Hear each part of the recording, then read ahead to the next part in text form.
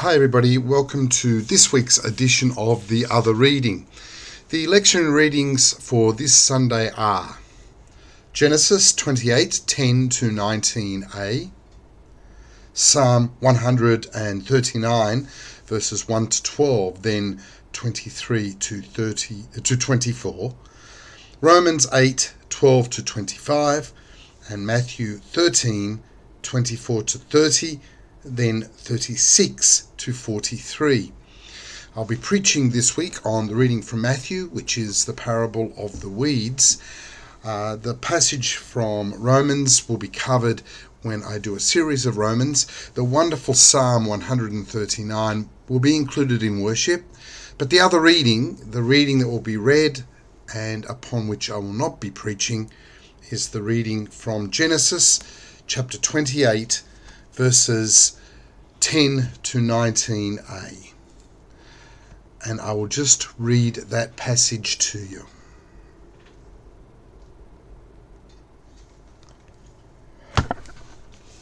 Jacob left Beersheba and went toward Haran.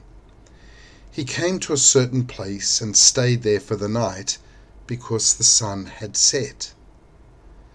Taking one of the stones of the place, he put it under his head and lay down in that place. And he dreamed that there was a ladder set up on the earth, the top of it reaching to heaven, and the angels of God were ascending and descending on it. And the Lord stood beside him and said, I am the Lord, the God of Abraham your father, and the God of Isaac. The land on which you lie I will give to you and to your offspring, and your offspring shall be like the dust of the earth. And you shall spread abroad to the west and to the east, and to the north and to the south, and all the families of the earth shall be blessed in you and in your offspring. Know that I am with you, and will keep you wherever you go, and will bring you back to this land, for I will not leave you until I have done what I have promised you. Then Jacob woke from his sleep and said, Surely the Lord is in this place, and I did not know it.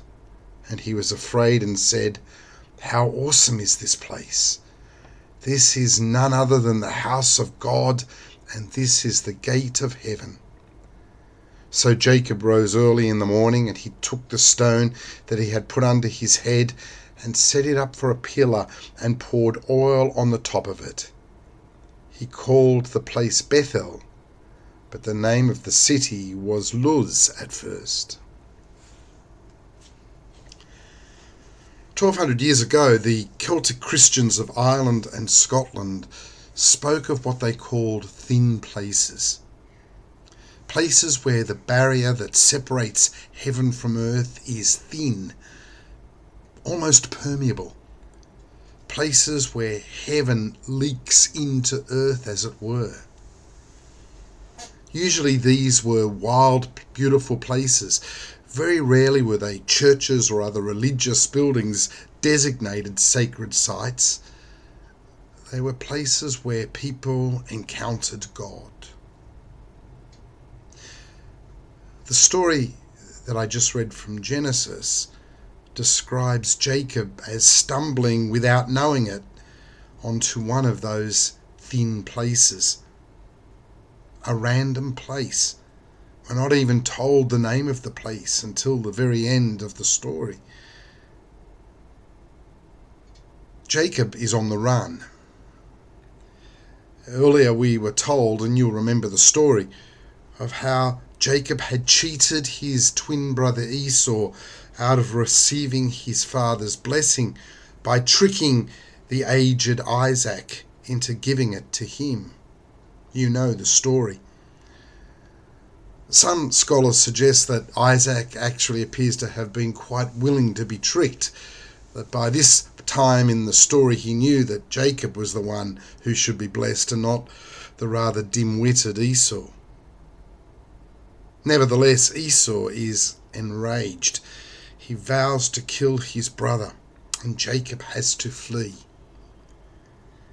It's while he is on the run that he has this experience. He falls asleep and has this wonderful vision of a ladder that joins heaven and earth, and up and down that ladder travel the messengers of God. And all of a sudden, God himself, the Lord himself, is standing there with Jacob, reaffirming to Jacob the very promise that God had made to Jacob's grandfather Abraham.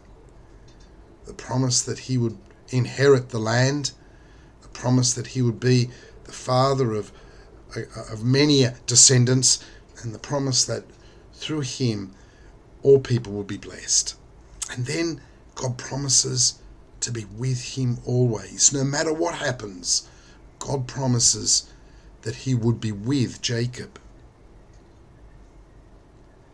Jacob wakes up and realizes God is here in this place, and I didn't know it. That was the point of the vision and the encounter with God, of course. God wanted to show Jacob that he was with him. And I guess that's the obvious point of the sermon, the obvious thing upon which I would preach. I would preach a sermon about finding God's presence in unexpected places and at unexpected times. I would preach about how God's presence is not limited to official religious places, church buildings, for example. And neither do we encounter God only when doing official religious things. We have the promise that God is with us. Jesus promised his disciples, I will be with you always until the end of the age. I'd reflect upon the ways in which in these last weeks our own homes have, for many of us, whilst we've been unable to leave them, become sacred places. Places where we encountered God, sometimes whilst watching services broadcast from church on a computer or television screen in our own home. We've been reminded that in our own homes, God is present. Where, how, when have you encountered God? When and how and where have you been prompted to exclaim, God is here and I didn't know it? God is always here, whether we know it or not. As I said, I'll be preaching on the reading from Matthew's Gospel on the parable of the weeds on Sunday, and I hope to see you then. God bless.